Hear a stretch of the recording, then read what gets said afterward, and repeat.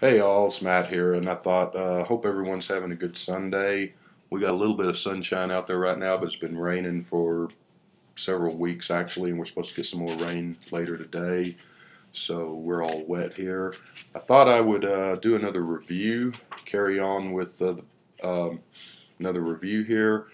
Still want to do the Beach Boys in order, but I don't have the next album in line yet, so I will pick up on those when I get that album. I actually don't have the next two or three albums in line, so I'll get to those in time. But thought I would carry on with the Jam, who I did a review of their first album here a week or two ago. In the City is their debut album, which I already reviewed. This is this is the Modern World, their second album. There's the cover. There's the back cover. I'll show you real quick. Here's the inner sleeve. Has some illustrations and has lyrics. Don't know who drew the illustrations. It doesn't really say on here, I don't believe. Well, it does. It says it's by Connie Jude. No idea who that is, but anyway.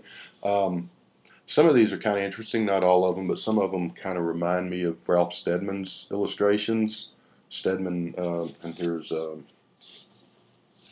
there's another one that's pretty Stedman-esque, I think. Stedman, if you don't know, did the illustrations for, among other things, primarily known for doing the illustrations for Hunter S. Thompson's books, Fear and Loathing in Las Vegas, Fear and Loathing on the Campaign Trail, all those books. So, I don't know if that means anything to you or not, but if you don't know Hunter Thompson or haven't read him, I would highly suggest that you do. He's a great writer. But anyway, doesn't really have anything to do with the Jam, but there's the label and the other side. So we got that. So yeah, this is the Jam's second album. The first album came out in May 1977, and this is their second album of that same year. Came out November 18th. It let's see, it reached number 22 in England. Their first album had reached number 20, so it did a little, not quite as good as the first album chart-wise. Reached all the way to number 201 on the charts in the United States. The Jam, again, as I said in my earlier video, never gained much traction in the U.S. or realized too much success, which is a crying shame because they're such a great band, and it's just too bad that they didn't have success over here. They toured over here a lot, but it didn't, or they toured over here, I don't know, a lot, but didn't do them too much good. They did get a little bit of notice right about the time they broke up, but it was too little too late, unfortunately, and so they really just have sort of a cult following over here, which is a shame because, again, like I said, if you like, this is just a great band. It's probably it is my third favorite band of all time, but if you like the old 60s Kinks and Beatles and Who and all that good stuff, you probably would like the Jam quite a bit. They don't sound exactly like those bands, but they do have their own sound, but they just a great band. So check them out if you haven't. But so let's see. The U.S. version of this album had a slightly different track listing. This is the British version that I have, and slightly different track listing, and it added the song "All Around the World," which was a 45 that was released between the first album and this album, which is not on the British version here. All Around the World got to number 13 in England, didn't chart in America. The only other single from this album is the title track, This is the Modern World, which got to number 36 in England, so not great. Again, didn't do anything in America.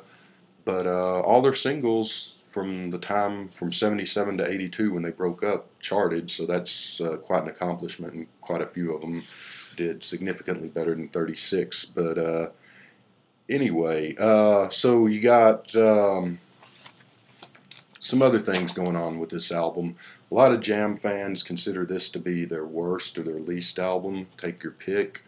There's definitely a little bit of that sophomore jinx, the second album curse going on here.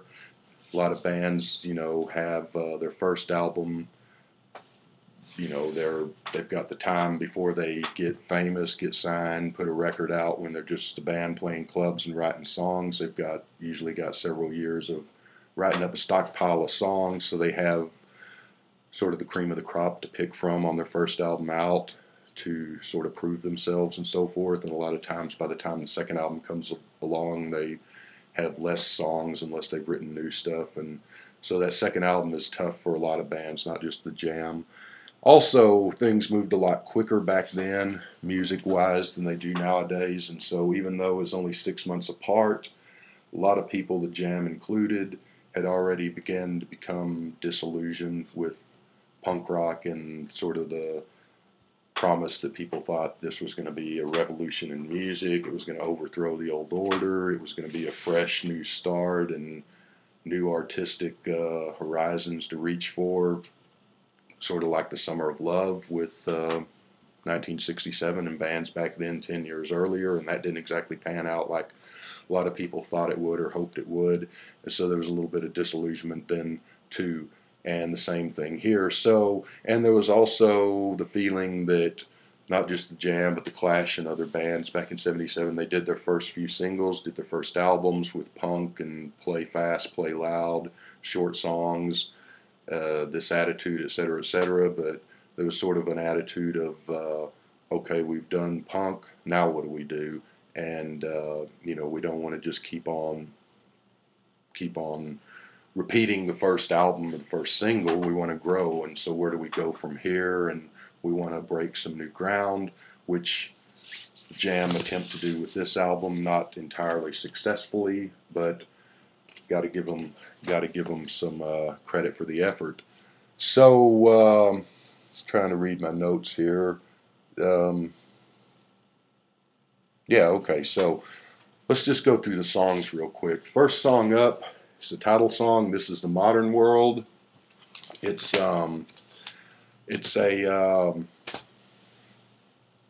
nice guitar, nice beat, upbeat song. It's moves along at a good clip, got a lot of energy. Sort of doesn't really sound like, but sort of similar in style to their In the City, their first 45 off their first album, and title track off their first album. Not quite as good as that. Not quite. It's a good song. I like it, and it's one of the highlights of the album, which is kind of the problem with this album in some ways. But it's a good, decent song, solid song. It's thing is, their Jam had one of the greatest runs of 45s of any band out there, and they released some just breathtaking, wonderful, great 45s of just you know, just great rock and pop 45s. This is The Modern World is, like I said, a good one, but it's not quite up to the standards of a lot of their other 45s that would come. And it's probably not up to the standards of In the City, to be totally honest. Though it is a good song. I'm running it down, but I actually like the song. It's just not one of their best. Second song on side one is London Traffic.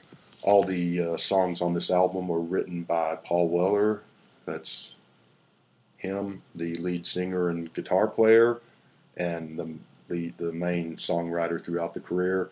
With the exception, there are two songs by Bruce Foxton, the bassist, and there is one cover. So London Traffic is one of the two Foxton songs. It's sort of running around town and there's nothing to do and boredom, etc., etc. Sort of the same theme covered in London's Burning by the Jam by the Clash on their first album. The London's Burning is a great song. It's just a classic song. It's a lot better than London Traffic. London Traffic is okay. It's just okay. It's not up to snuff with London's Burning by any means. So then we move on to song number 3, which is Standards, another Paul Weller song.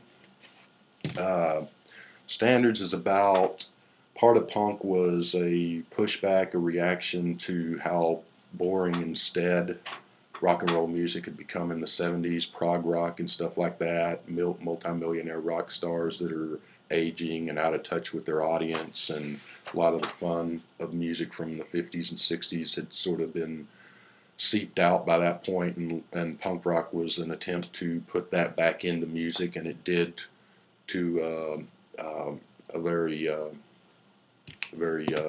it did that, but it's also supposed to be about do your own thing, artistic freedom, break new ground, etc., etc. But as these movements usually do, when you look at them in hindsight, they kind of come with their own straitjacket rules just as much as the music of the day that it's supposed to be replacing. And so that's Paul Weller's sort of rebellion against the so-called rules of punk. If you're going to play punk rock, you've got to look this way, play this way, sound this way. You can't do this, you can't do that. If you do, you're a phony, you're not real punk. And it's sort of saying, to hell with that. It's about doing what you want to do, and it's about trying to break new ground and have fun doing it. So it's a great sentiment, lyrically pretty neat. Song itself is just okay at best. Next song up, number 4, Life from a Window, is another Weller song. It's looking at the world from a advantageous vantage point, I guess, and sort of seeing the beauty in the world despite the ugliness also in there. Nice song. Lyrically it's okay, musically it's okay. It's kind of a filler song, but again, a nice sentiment. Next one is number 5, the Combine, another Weller song, sort of talking about how we all wish we were somewhere else at times, to get out of where we are, get out of our rut and go somewhere else. Maybe things are better on the other side of the fence type of thought. It's a good song, but Weller would cover these same ideas much better in later songs. Songs like When I'm in the Crowd, and that's entertainment. The Combine is, it's okay. It's kind of an early take on that theme, and not totally successful, but not totally unsuccessful. Side 1 wraps up with Don't Tell 'Em You're Sane, which is the second Bruce Foxton song of the album. Got some nice guitar playing in it, nice sound. The song is sort of saying either I'm insane or the rest of the world is insane. It's based somewhat on One Flew Over the Cuckoo's Nest, the Ken Kesey novel, which was also, of course, the movie with Jack Nicholson that we all remember. And but for all that, it's just an okay song. So there you go with side 1. Is I guess This Is the Modern World is the highlight of side 1. So we move on to side 2. We've got a song, first song up, In the Street Today. This was written by Paul Weller and David Waller, right? Or Paul Waller. Hold on, I should have checked that. But anyway, yeah, David Waller. David Waller was a guy that was in the Jam early on when they were just a garage band and playing clubs and whatever they did before they got signed to a record deal. He was left the band before they ever got signed, so he was never in the famous version of the band, I guess. But In the Street Today was probably written back when he was still in the band. It's kind of a high-octane rocker, punk-sounding thing. It's sort of the same sentiments as London Burning by The Clash again. It's an upbeat, fun little song. It's short and to the point and kind of punky and spiky and good guitars, so not a bad song. Second song on side 1 is London Girl. Kind of a story of, I guess over in America we have where the girls go to New York or Hollywood to try from small town nowhere to try to make it, and most of them don't, and most of them get disillusioned and find out that what they hoped for and the dream of big city lights in Hollywood and New York aren't all they're cracked up to be. Sort of that with a girl in England from a small town going to London and not faring too well. It's it's a pretty good song, one of the better songs on the record. Third song, I Need You for Someone. Sorry, I'm looking off. I got my notes over here. This is a Need a Woman song, but not like not need a woman, need a girlfriend, someone to hang out with, someone to be your other half and your partner. Good sentiment. It's a pretty good song too. Fourth song is Here Comes the Weekend. It's a cool song, got a good sound, celebration of the weekend and having fun, which is, you know, I mean, you go back to Chuck Berry and early rock and roll songs, and it's sort of that, running around in your car and hanging out on the weekend with your buddies and chasing girls. So it's sort of that vein. And I mean, there's a ton of country songs that are sort of the same thing. The weekend's here, been working all week type sentiment. It's sort of like that. Doesn't sound like a country song at all, but it's Paul Weller wrote, penned song again. Sort of a silly little bit of political stuff in the first verse that doesn't really work, and Weller would get better at sort of making points in his song, or not somewhat political, but more just of sociological points or viewpoints. He would get a lot better. He's still kind of growing as a songwriter at this point. So yeah, the fifth song is Tonight at Noon, which is a bit of an oxymoron title. I don't know if the Beatles inspired that with things like 8 Days a Week or A Hard Day's Night, maybe. But it's change of pace. It's an acoustic sounding. I think it's actually electric guitar, but it sounds acoustic. It's sort of a ballad song. It's got nice vocals, some nice harmonies, and him singing about just kind of hanging out with a girl of his dreams, or a girlfriend at least. So good song, another highlight of the album. And the album ends with In the Midnight Hour, a cover version of the famous Wilson Pickett song. It's sort of Paul Weller and the Jam were really into the mod culture that was around in the 60s. The Who were sort of a mod band back in the day, and the mods liked, among other things, old soul music. And so Paul Weller has always been a big fan of soul music. They kind of speed up and punk up the song a little bit. It's okay. It's mainly filler, not bad, but it's filler. The vocally, Paul Weller is no Pickett. That's, you know, I mean, there's just no contest there. But so yeah, that's the album. It's a little more varied than the first album. The first album was a pretty good album, but too many songs kind of in the same tempo, same mode. Here they try to stretch out and vary a little bit, which they will do on subsequent albums to much greater success. Here they try, so you got to give them credit for trying. They're not entirely successful, but at least they try.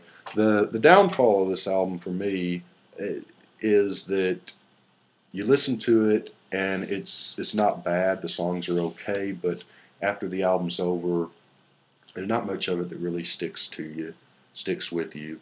Not too much memorable on here, which is not the case at all on their albums coming up, and not totally the case on their first album. But they would write, Weller would go on to write some of the greatest pop songs and rock and roll songs of all time, in my opinion, and they were hugely successful in England. So, you know, he would go on to be a much better writer and craft much better albums, him and the other two in the Jam. So this one is just, it's one of those that you play it and then it's kind of hard to remember the individual songs afterwards. Not that they're not good while you're listening to them, or there's nothing terrible on here, I'll say that much. So it's a little pedestrian, even though they are trying to stretch out and do some things different than their first time out on the first album. It's not a terrible album by any means, but it's certainly not a great album by any means. And it's, again, if you haven't heard the Jam and you want to check them out, this would not be the place to start. This would be the place to go after you have all their other albums. If if you get something and like them. But so a scale of 1 to 10, I'm going to give this album 7.5. It's you know, that's about as high as I can go, and that's probably being a little generous actually. But not the place to start. Get to this later if you like the Jam. So next up, we'll go with their next album in line, and we'll see if things get better or not for the Jam. Um, but I feel bad kind of because this is, like I said, my third favorite band. This album, I just can't go much past. It's okay, and it's got a few highlights. And let's say the highlights of this album. This is The Modern World, London Girl, and Tonight at Noon. The rest of the stuff is pretty filler, pretty forgettable, even though it's decent. The cover of In the Midnight Hour, even though it's filler, is nice. Probably worked well when they were playing live. Doesn't totally succeed here, and it's not going to make you forget Wilson Pickett's version. But 7.5, and that's the Jam's second album. This is The Modern World. So we will be back. I will be back with their next album in order and shortly, or well, not shortly. I'm not going to do it today, but sometime soon. Have a good weekend, everybody.